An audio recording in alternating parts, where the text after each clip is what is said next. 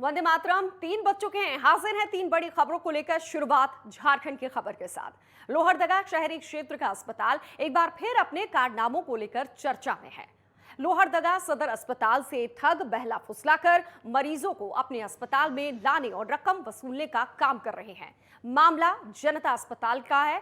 एक बार फिर से ये सुर्खियों में है अस्पताल।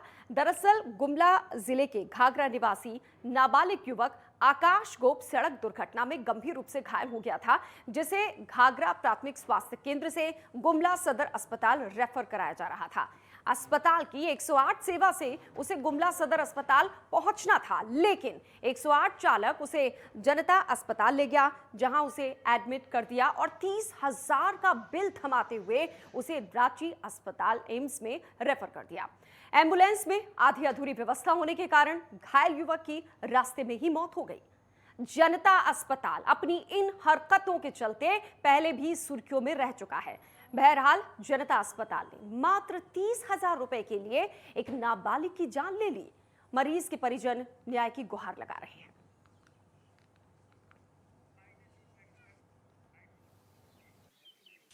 घाघरा सामुदायिक स्वास्थ्य केंद्र, तो वहाँ इलाज के दौरान में गुमला रेफर कर दिया गया। तो वहाँ से 108 एम्बुलेंस चालक संतोष पासवान लेके जा रहे थे हम लोग गुमला। उसके बाद में बैंक ऑफ इंडिया के पास में उसने रोकने के बाद में बोल रहा है कि नहीं, सो अगर गुमला ले गइएगा तो गुमला लगने के बाद में रांची रेफर कर देगा। उससे बढ़िया लोहरदगा में बढ़िया हॉस्पिटल है, जनता हॉस्पिटल, वहाँ से अच्छा से इलाज होगा। तो हम लोग भी सोचे कि भाई चलो हमारा बच्चा है, किसी तरह से ठीक हो जाना चाहिए। तो फिर वहाँ से घुमा के बैंक ऑफ इंडिया से घुरा के फिर लोहरदगा ले गया। लोहरदगा लगने के बाद में वो सदर हॉस्पिटल पहुँचा दिया। वो पहुँचाने के बाद में वो फ़ोन कर दिया जनता हॉस्पिटल, बोला कि जनता हॉस्पिटल का आदमी लोग आया, दलाल बिचौलिया लोग को बुला लिया। हमारे बेटा के एम्बुलेंस करवाते हमारे बेटा का जान से मिला, कितना आदमी की जान नहीं होगी। चले ये तो हमारे दुर्घटना बीतलक, अगला से नहीं बीतना चाहिए। करवाई उसको सजा मिलना चाहिए। शायद न हम हमारे बेटा को ले से लोहरदगा में ले से।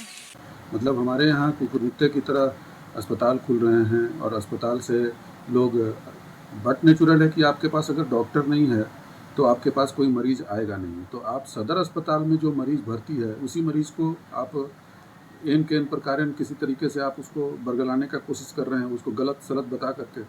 और ये मेरे संज्ञान में आया तो ये तो मैंने एक्चुअली हम लोग की नज़र बहुत दिनों से थी, लेकिन अभी इन दिनों पिछले कुछ लगभग आप समझ लीजिए 1 सप्ताह या 15 दिनों के अंदर में लगातार यही चीज़ बार बार हो रहा है। तो आखिर कितना दिन हम लोग बर्दाश्त करेंगे? तो सुना आपने अधिकारी क्या कह रहे हैं। सवाल सबसे बड़ा यही उठता है कि जब इतने दिनों से सब कुछ चल रहा है तो चुप्पी क्यों साथी? अगर एक्शन पहले हो जाता तो शायद नाबालिग आकाश जिंदा होता। तमाम सवालों के साथ हम सीधे रांची चलते हैं। हमारे ब्यूरो चीफ जुड़ चुके हैं, सूरज कुमार। सूरज, पहली बार नहीं हो रहा है, ये बात खुद अधिकारी भी मान रहे हैं कि काफी दिनों से ऐसा चल रहा था, फिर ये लापरवाही क्यों एक्शन नहीं लिया गया वक्त पर?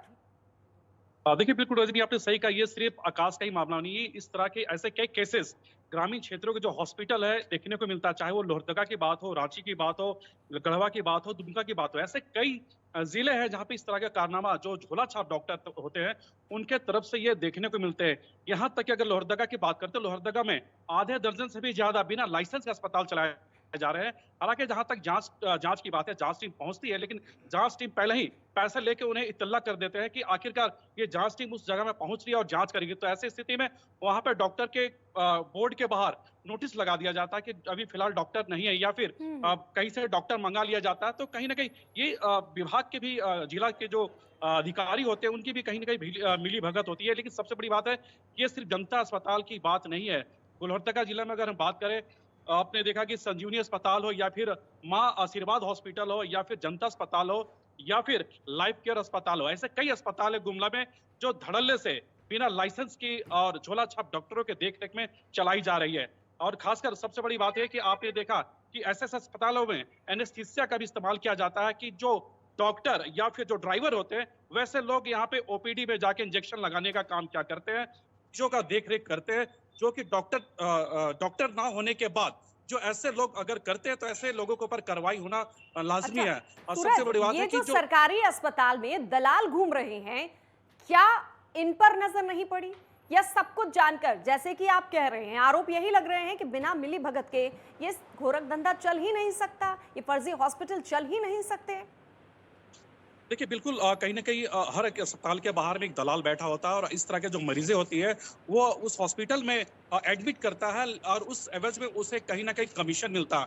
तो ऐसी स्थिति में मरीज़ों की जान जाती है क्योंकि उसे बेहतर इलाज नहीं मिल पाता, क्योंकि कोई भी मरीज़ हो उसे बेहतर इलाज चाहिए। और ऐसे-ऐसे अस्पतालों में जैसे मैंने आपको कहा कि चौथी पास हो या 6वीं पास हो या फिर 10वीं पास हो, ऐसे लोग वहाँ पे डॉक्टर बनकर बैठे हुए रहते हैं और मरीज़ों का इलाज करते हैं क्योंकि उसे खुद आइडिया नहीं है कि आखिरकार इससे कब किस समय कैसा ट्रीटमेंट देनी है। तो ऐसी स्थिति में मरीजों की मौत हो जाती है, वो रांची तक नहीं पहुंच पाता और कहीं न कहीं वो हॉस्पिटल भी दम तोड़ देते हैं और ऐसी स्थिति में मोटी रकम मांगी जाती है इलाज के नाम पे। आपने देखा कि जो 2 साल कोविड का वक़्त था और लोहरदगा जिले में ऐसे कई अस्पताल है, जो कि करोड़ों रुपए के बिल का उगाही किया है विभाग के नाम से और ये ट्रीटमेंट के नाम से, और वो बिल रांची आती है और रांची में उनकी मिली-भगत होती है और रांची से वो पेमेंट रिलीज़ कराई जाती है। तो कहीं न कहीं जो हॉस्पिटल की अगर मैं आपको बता दूँ कि अगर कोई एक मरीज़ का भी अगर मान के चलिए अगर 10,000 का बिल बनता है, तो उसे बढ़ा-चढ़ाकर आयुष्मान भारत का कार्ड दिखा के डबल, ट्रिपल पैसा वसूले जाते हैं। तो यानी ऐसी सूरज, स्थिति में कहीं न कहीं खामियां एक नहीं है, दलाल सक्रिय हैं। 108 के एम्बुलेंस ऐसे कई हैं,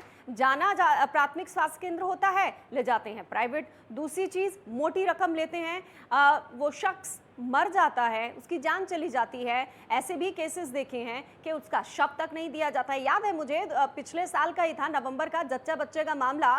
23,000 रुपए ले लिए और उसके बाद शव नहीं दिया। जब प्रशासन आया, जांच बिठाई गई, तब जाकर परिजनों को वो शव दिया गया है। इस बार सरकार की तरफ से क्या कोई एक्शन लिया गया है या अभी नहीं लिया गया?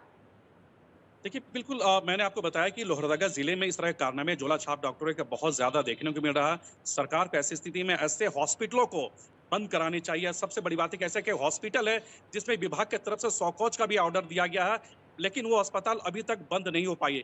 रीजन ये है कि कहीं न कहीं जो विभाग के जो अधिकारी होते हैं, डिपार्टमेंट के जो अधिकारी होते हैं, उनकी मिलीभगत होती है। उन्हें टेबल के नीचे से मोटी रकम पहुंचाया जाता है और धड़ल्ले से झोला छाप डॉक्टर यहाँ पे इलाज करते हैं। और ये सिर्फ लोहरदगा की बात नहीं है, ऐसे कई जिले में इस तरह का अस्पताल लगातार चलाए जा रहे हैं। विभाग की तरफ से 100 कुछ ऑर्डर जारी भी की जाती है, लेकिन उस अस्पताल पर कार्रवाई नहीं होती है, उस झोला छाप डॉक्टरों की अरेस्टिंग नहीं होती है। हजारीबाग में कुछ इसी तरह का मामला आया था। हजारीबाग में भी पिछले महीने एक युवक की मौत हुई थी और वो युवक की मौत के बाद जब हंगामा हुआ हॉस्पिटल में, तो डॉक्टर वहां से छोड़कर अस्पताल भाग चुके थे क्योंकि वो खुद झोला छाप डॉक्टर थे और उनके पास कोई डिग्री नहीं थी।